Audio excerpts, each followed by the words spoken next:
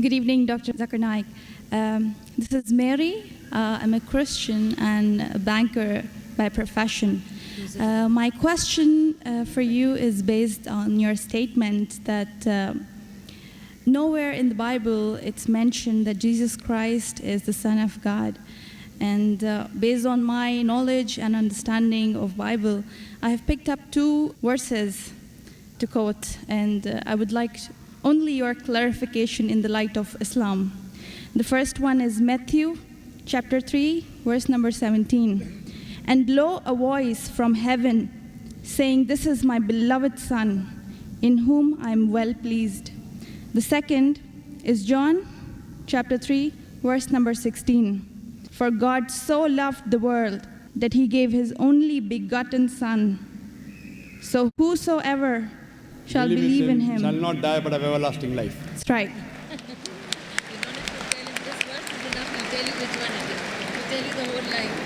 Sister, just to correct your statement, you made a question saying that I said that nowhere in the Bible it says that Jesus is Son of God. I never said that nowhere in the Bible is it mentioned that Jesus is Son of God. I said there is not a single unequivocal statement in the complete Bible. There is not a single unambiguous statement in the complete Bible where Jesus Christ, peace be upon him, himself says that I am God, or where he says worship me. I never said the Bible does not say Jesus is Son of God. What I said, there is not a single unambiguous statement, not a single unequivocal statement in the complete Bible where Jesus Christ, peace be upon him, himself says that I am God, or where he says worship me.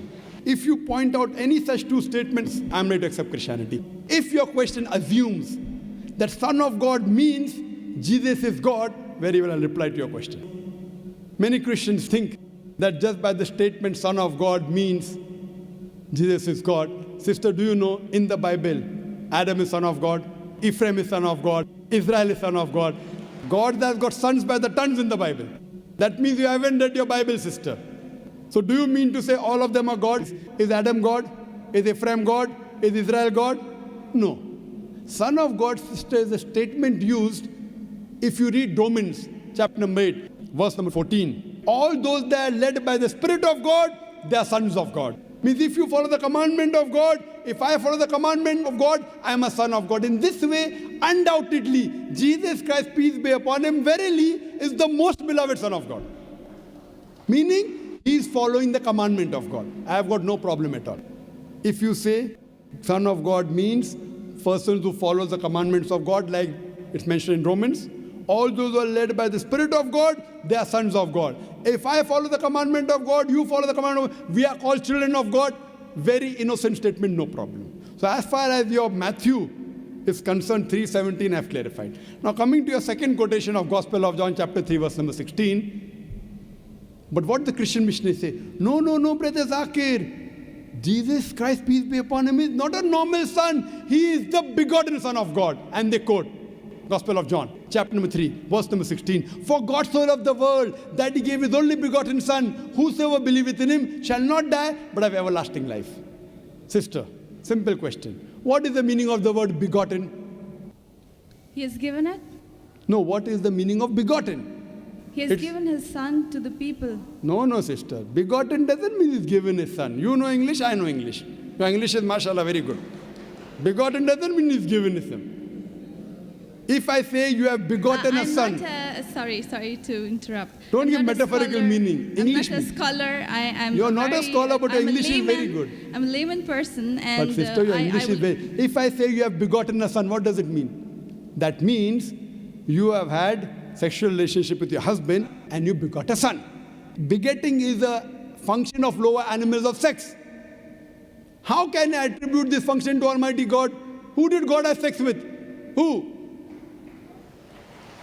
That's the reason the scholars of Christianity, if you read the Revised Standard Edition, Revised Standard Version of the Bible, revised by 32 scholars, Christian scholars of the highest eminence, backed by 50 different corporate denominations, they say this word begotten in Gospel of John, chapter number 3, verse number 16, is an interpolation, is a fabrication, is a concoction, and they're thrown out of the Bible.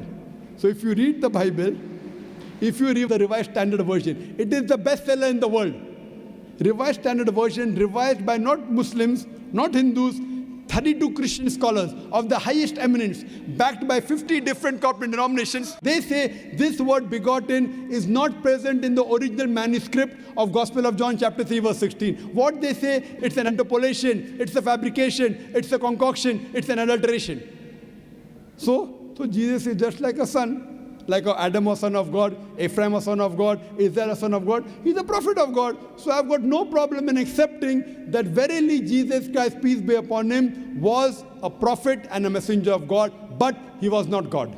Hope that answers the question, sister. So now, sister. Thank you very much, Dr. Sister, Zakir. can we reverse the role now? Yes, I definitely. said I was ready to accept Christianity if you proved Jesus was God. Would you accept Islam now?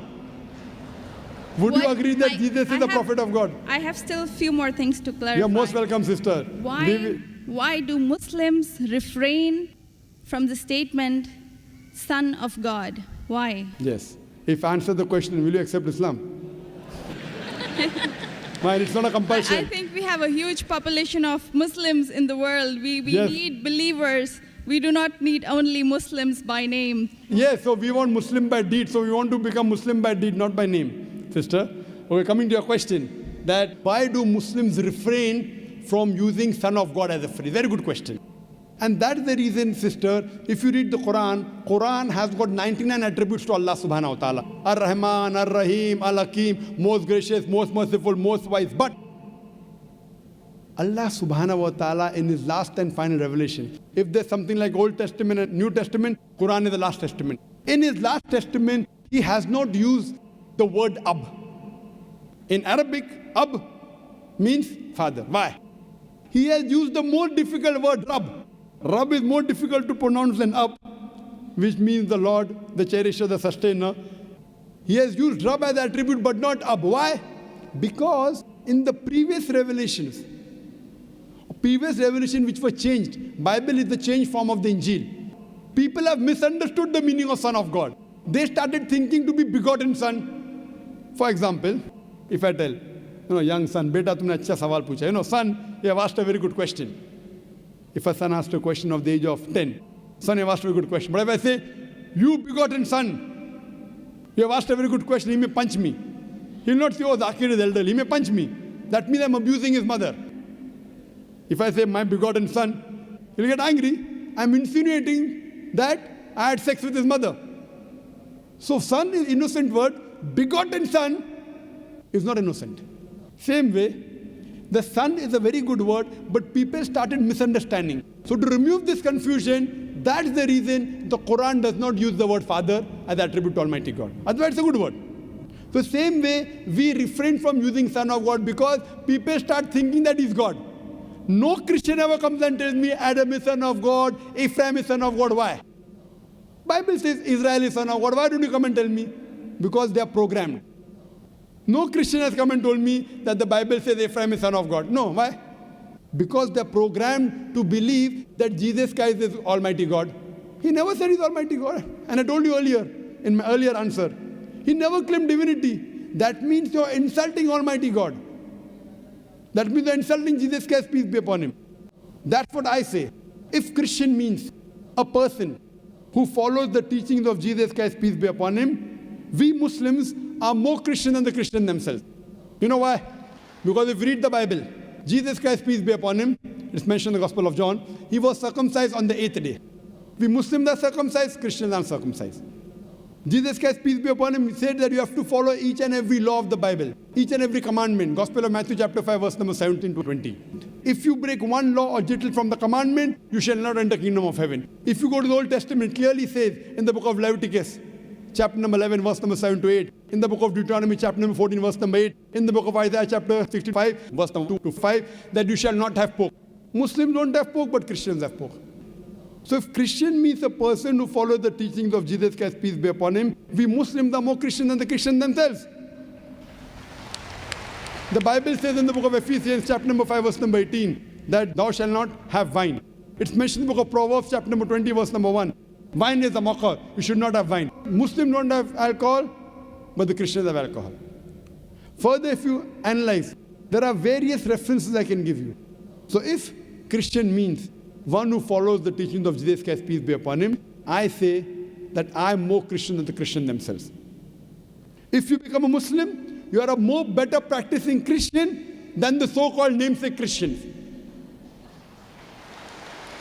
Yes, sister.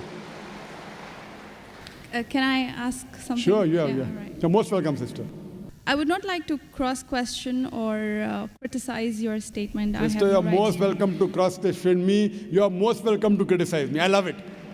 Unless a person doesn't cross-examine. See, suppose I want to prove something. If I say this is the best, I want to check it out whether it's best or not. That's right. Because a logical person, so please, sister, cross-examine me, criticize me, attack me. Once you're convinced, then you accept it. Yes, sister, go ahead. I will definitely not intend to do something like this. The object of questioning more is to know more so that I know what I follow is right. That's all. Thank you very much. Sister can ask any question, no problem. You're most welcome. Whether your intention is very good, but I went to the extent of saying even your intention is bad, no problem. But your intention is very good, sister. So you can ask any questions, and you don't have to accept Islam. No one can force you. Quran says, La ikraha fid deen. There's no compulsion in religion. Truth stands out clear from error. So don't think that if I answer a question, you have to accept. On the day of judgment, only give the evidence that I gave you the answer. Yes, sister. Any questions? Thank you very much. Yes, sister. You said that we Muslims are better Christians than the actual Christians. So The complete statement I made, if Christian means a person who follows the teachings of Jesus Christ, peace be upon him, we Muslims are more Christian than the Christian themselves. Yes, sister, your question. But this is not a layman statement. Not I layman statement. do not have a specialized knowledge of Islam and as well as Christianity. Fine, you can ask the doctors of divinity whether I'm saying is right or wrong. Yes, sister. Thank you very much, Dr. Naik. So what is the question that? That was my question, that why did you mention that we Muslims are better Christians than the actual Christians? When I said that, why did I say I that? think this is beyond my thinking, that That's why right. would a Muslim call himself a Christian? No, correct. Why? Because we love Jesus Christ, peace be upon him. We love him more than you. We love him, we respect him, we revere him, but we don't worship him. The reason I said this because I love Jesus Christ, peace be upon him. I respect him, I revere him, but I don't worship him. Because he never told me to worship him. If he would have told me to worship him, I would have worshipped him. So that's the reason I say, if Christian means a person who follows the teachings of Jesus Christ, peace be upon him, I'm more Christian than the Christian themselves. Because I love Jesus Christ, peace be upon him. I respect him, I revere him, but I don't worship him. So hope that answers the question, sister. Thank you very much.